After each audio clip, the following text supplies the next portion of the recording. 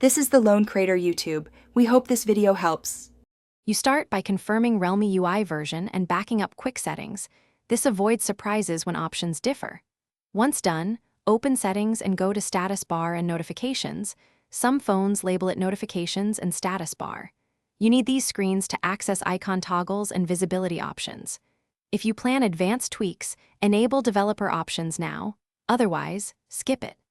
This step sets the stage because different Realme builds move options around, so verifying version saves time later. Now you change what appears and where, because visibility and layout affect usability. Tap battery to show percentage, then network to display 4G/5G labels. Adjust the clock position from left, center, or right.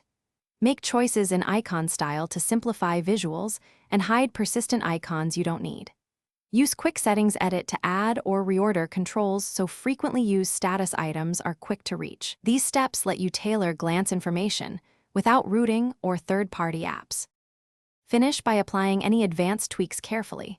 System UI Tuner or third-party apps can change icons or hide elements, but note some require root, so weigh risks.